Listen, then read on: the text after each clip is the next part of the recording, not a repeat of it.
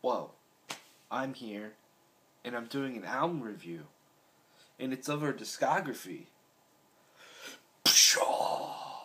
What the fuck, man?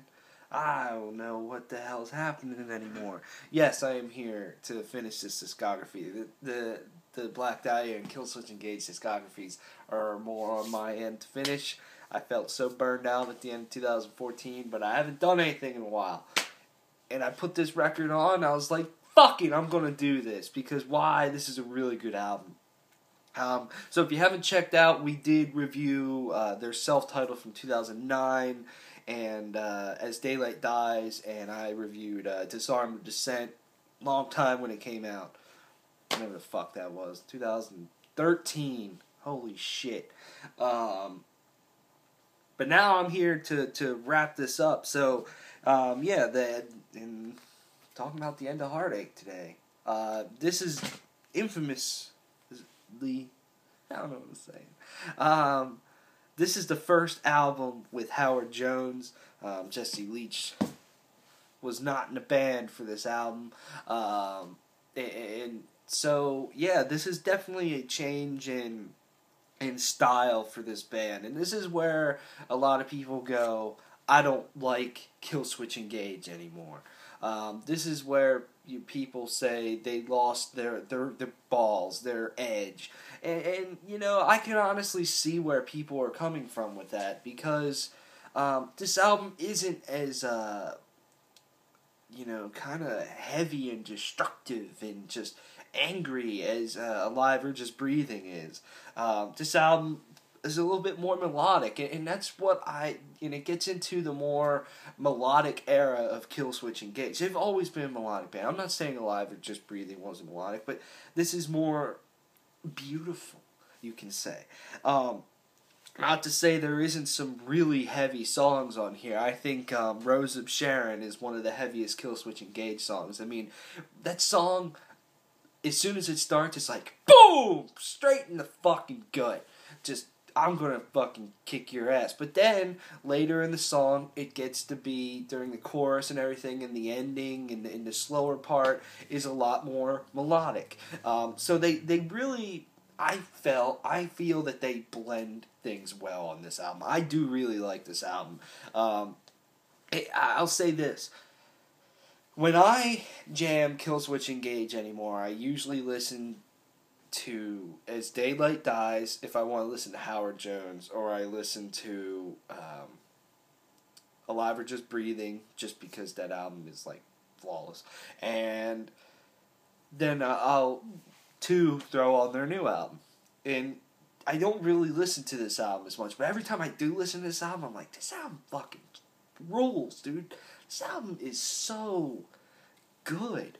It starts off with the track A Bid Farewell, which I think is a fantastic song, but then it gets into what I feel is one of the most underrated Killswitch Engage songs, and that's Take This Oath. And I believe, correct me if I'm wrong, but I believe Jesse Leach did some vocals on here. So that is definitely cool as well. I just love that song. Like, when it gets to the part where I believe the vocals are going, open your eyes, and then the guitar's like, it just sounds so good, and it's so dark, and I fucking love that. I seriously love this song. This is, if I had to make a list of top 10 Killswitch Engage songs, I'd probably put that song in there. And another really good song that I wish they would play more live, I did hear him play it live, but Phil Labonte was singing it, and that is When Darkness Falls.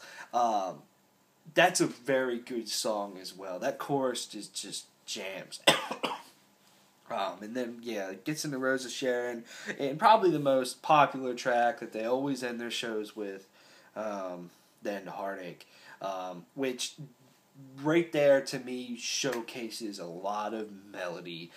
There's a lot of emotion in that song. I love that song. I mean, that is one of my favorite Killswitch Engage songs, dude. Just the interplay with the vocals that Howard Jones does during the verses, and then the chorus, is just is so good. I just really, really like that song. In the way it just builds and just, oh man, it's so good, man.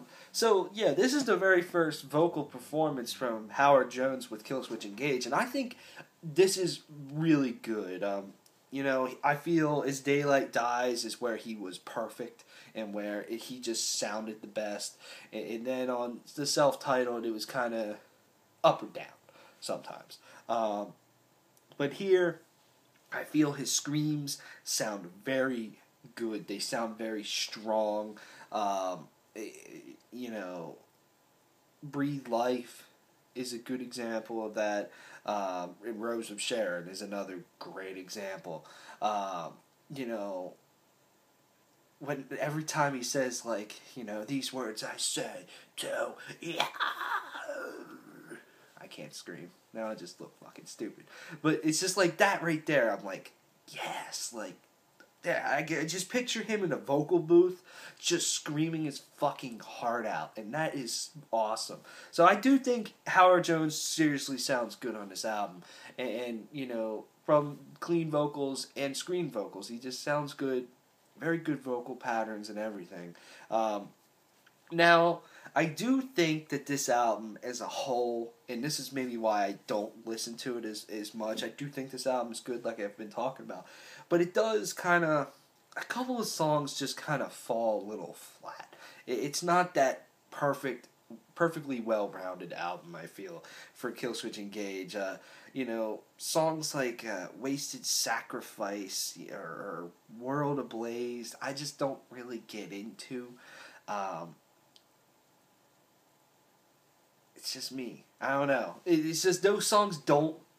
If you ask me, how does that song go? I could not tell you.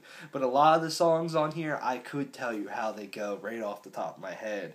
But I think the last track, too, Hope is a pretty good track, too. So I do think this is a solid album, and I feel... You know, this was Killswitch Engage just evolving into what they would become over the next several years.